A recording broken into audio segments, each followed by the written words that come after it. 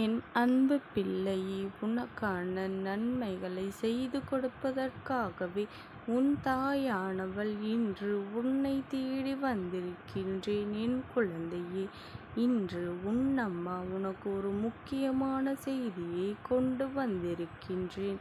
நீ இந்த வாக்கினை நிச்சயமாக தவறவிடாமல் கேட்க வேண்டும். என் குழந்தையே, உன்னிடத்தில் சில அறிகுறிகளை எல்லாம் நான் சொல்லப் போகின்றேன். அது என்ன தெரியுமா? நீண்ட நாட்களாக பொருளாதாரத்தில் முன்னேற்றம் அடைய முடியாமல் மிகுந்த சிரமப்பட்டு மன உளைச்சலில் இருக்கின்றாய் அல்லவா? உன்னுடைய வீட்டில் அம்மா சொல்லக்கூடிய சில அறிகுறிகள் இருந்தால் நிச்சயமாக உன்னுடைய பொருளாதார தேவைகள், மன கஷ்டம் எல்லாம் தீரப்போகின்றது என்பதை நீ புரிந்து கொள்ள வேண்டும். ஏனென்றால் மகாலட்சுமி தேவியாரின் அருள் இல்லாமல் எந்த ஒரு மனிதனும் பொருளாதாரத்தில் முன்னேற்றம் அடைந்துவிட முடியாது. என் குழந்தையே, இந்த உலகத்தில் செல்வம் செழிக்கும் மற்றும் மன நிம்மதி நிலைக்க வேண்டும் என்றால் மகாலட்சுமி தாயாரின் அருள் முக்கியமாக இருக்க வேண்டும். எத்தனையோ பேர் மகாலட்சுமி தாயார் பூஜைகளை செய்தும் விரதங்களை இருந்தும் எத்தனையோ வேண்டுதல்களை வைத்தும் வழிபாடுகள் நாள்தோறும் செய்து கொண்டிருக்கின்றார்கள். ஆனால் அத்தனை பேருக்கும் இதுவெல்லாம் பலிப்பது இல்லை. அதற்கு காரணம் என்ன தெரியுமா? அவர்கள் சில அறிகுறிகளை எல்லாம் தெரிந்து கொள்ளாமல் அப்படியே விட்டுவிடுகின்றார்கள்.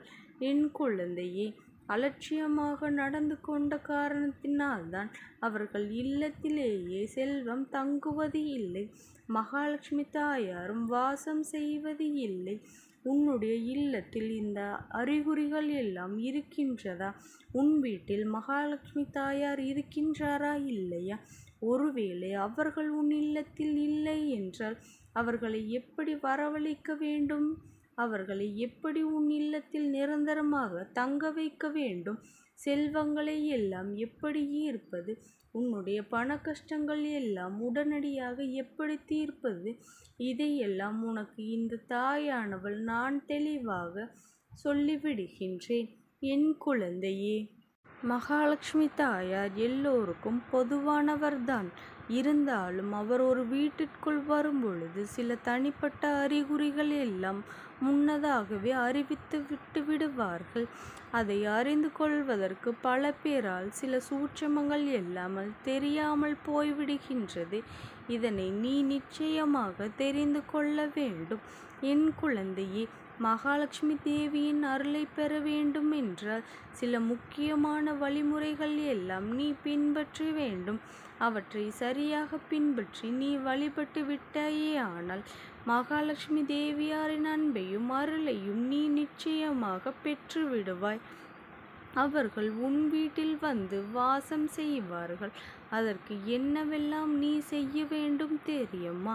உன்னுடைய வீடானது எப்பொழுதுமே சுத்தமாகவும் வெளிச்சமாகவும் இருக்க வேண்டும். நீ நாள்தோறும் ஏதாவது ஒரு வகையில் ஒரு சிறிய தர்மத்தையோ தானத்தையோ செய்ய வேண்டும்.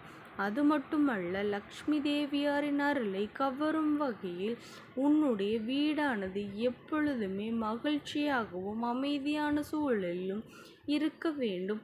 வீட்டில் புத்துணர்வு தரக்கூடிய வாசனைகளால் நீ நிரப்பியிருக்க வேண்டும்.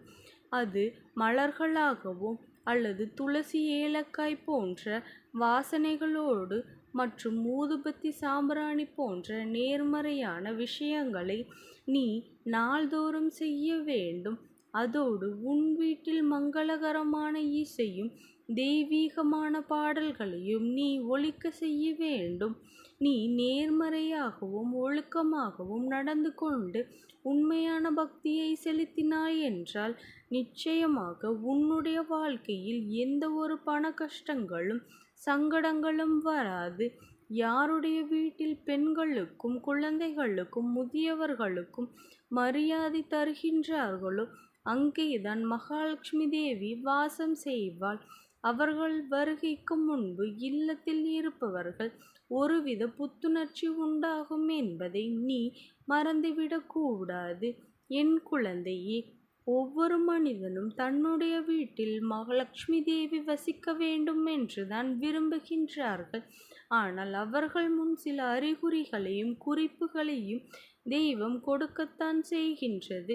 இந்த அறிகுறிகளும் குறிப்புகளும் உன்னுடைய வீட்டில் தென்படுகின்றது என்றால் நிச்சயமாக லக்ஷ்மி தேவி உன்னுடைய வீட்டிற்கு வரப்போகின்றாள் என்பதனை நீ புரிந்து கொள்ள வேண்டும். என் குழந்தையே, முதல் அறிகுறி, உன்னுடைய இல்லத்தில் தேனி ஒரு கூட்டை கட்டினால் அது மகாலட்சுமி தேவி வீட்டிற்கு வருவதற்கு மிக முக்கியமான அறிகுறியாகும். அதனால் சில காலம் கழித்து உன்னுடைய பொருளாதார நிலை மேம்படும். பணம் தொடர்பான பிரச்சனைகள் எல்லாம் தீர்ந்துவிடும். இரண்டாவது அறிகுறி, பசுவினை பசுங்கன்றோடு பார்த்தால் மிக மிக நல்லது. பசுவானது லக்ஷ்மி தேவியின் அம்சமாக கருதப்படுகின்றது அல்லவா? நீ செல்லும் பாதையில் ஏதாவது ஒரு பசுவை பார்த்தால் கூட அது உனக்கு நல்ல அறிகுறி என்பதனை மறந்துவிடக்கூடாது. உன் வீட்டில் நீ பசுவினை வளர்த்தால் அது உனக்கு மன நிம்மதியையும் செல்வ வளத்தையும் எப்பொழுதுமே கொடுத்து கொண்டுதான் இருக்கும். என் குழந்தையே, மூன்றாவது, புறாவை தவிர மற்ற பறவைகள் ஏதேனும் உங்கள் வீட்டில் கூடுகளை கட்டினால் அல்லது பறவை முட்டையினால் அது மிகவும் புண்ணியமாகும். உன் வீட்டில் பறவைகள் கூடு கட்டினால் அதை அகற்றக்கூடாது. ஏனென்றால் அது உன் இல்லத்திற்குள் நேர்மறையான ஆற்றலை கொடுக்கக்கூடியது மற்றும் உன்னுடைய வருமான ஆதாரங்களை அதிகமாக்கி தரக்கூடியது.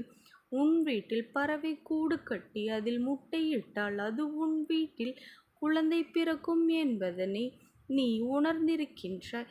சர்வசாதாரணமாக ஒரு குருவி உன் வீட்டு பால்கனியிலோ அல்லது ஜன்னலிலோ கூடு கட்டினால் அது நல்ல அறிகுறியாகும்.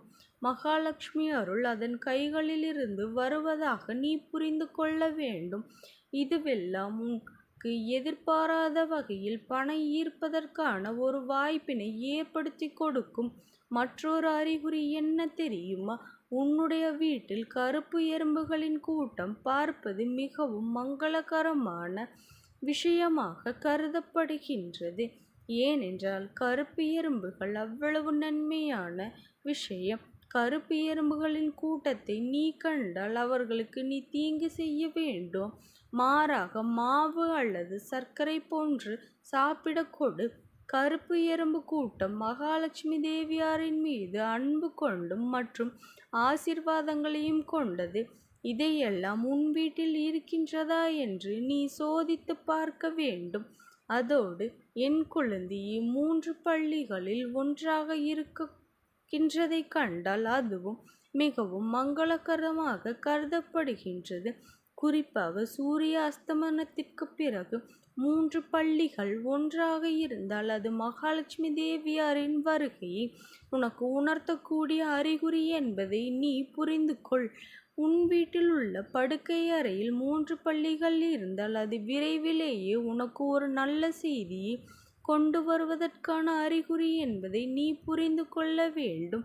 என் குழந்தையே, உன்னுடைய வாழ்க்கையில் மிக முக்கியமான மாற்றத்தை ஏற்படுத்தக்கூடிய குறிப்பு என்று இதை நீ புரிந்து கொள்ள வேண்டும். தெய்வ சக்தி உள்ள வீடுகளில் பள்ளி சத்தமானது கேட்டுக்கொண்டே இருக்கும். பள்ளி சத்தம் போடுவது தெய்வம் நம்மை ஆசீர்வதிப்பதாக அர்த்தம் என்பதை நீ உணர்ந்து கொள்ள வேண்டும். குறிப்பாக நிலைவாசலிலோ அல்லது பூஜை அறையிலோ சத்தம் கேட்கும்.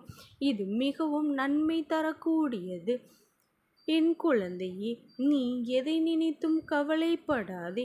இந்த தாயானவளினுடைய அன்பும் ஆசீர்வாதங்களும் உனக்கு என்றைக்கும் முழுமையாக கிடைத்து கொண்டே இருக்கும். ஓம் சக்தி போற்றி. ஓம் ஆதிபராசக்தி போற்றி போற்றி.